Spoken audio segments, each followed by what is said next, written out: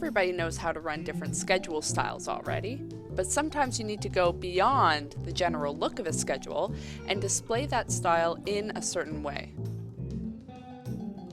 You can block edit a schedule, but any changes will disappear once you regenerate that schedule.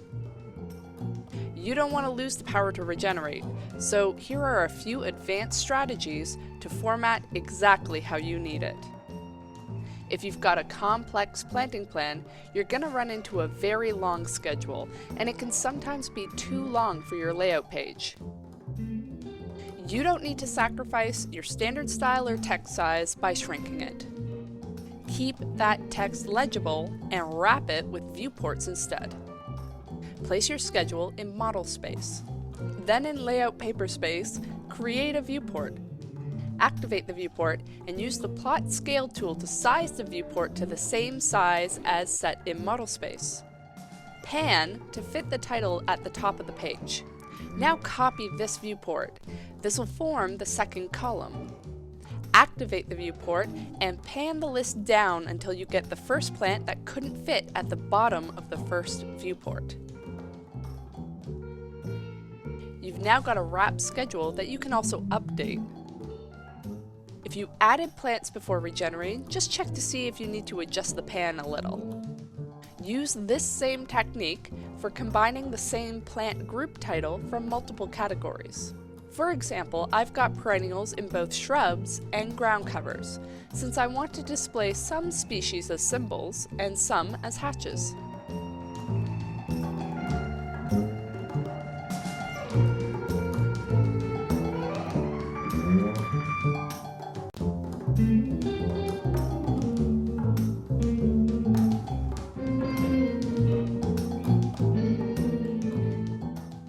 Of course, you can always freeze the layers of things you don't want to appear in the schedule too.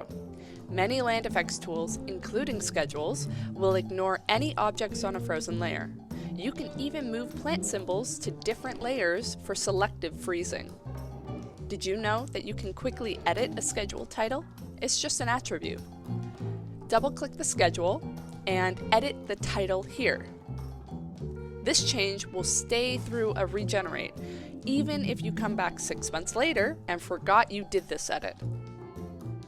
What if you normally call this schedule something entirely different?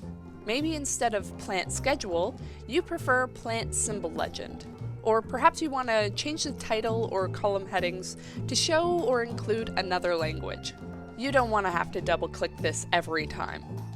For this, go to your office's General Preferences and select Language Strings. All of our auto-generated titles are listed here for you to make your changes. For the plant size titles, that's still editable in your plant size preferences. Then you can include local common name in the plant schedule options and get exactly what you need.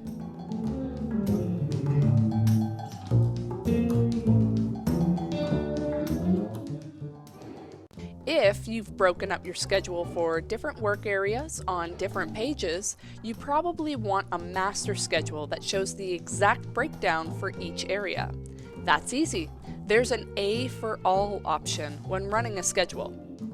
Tap the A key and then place your schedule. You've now got a breakdown for each area, making this a great schedule to coordinate plant deliveries on site. Lastly, a lot of users set up their drawing packages with the schedule on a layout in its own drawing file and the planting plan XREF'd in from another drawing file.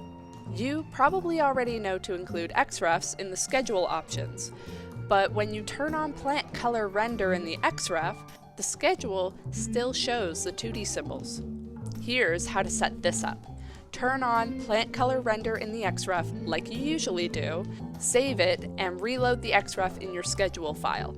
Then, place the dummy plant. Color render won't turn on if there's no plant in the file as a safeguard.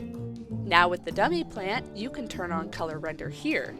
You can immediately delete this plant, but color render is still turned on, so you can run a schedule and have the color symbols display. Put yourself above the competition with these tips, keeping all the benefits of automatic schedules. Work smart and don't block edit what you don't have to.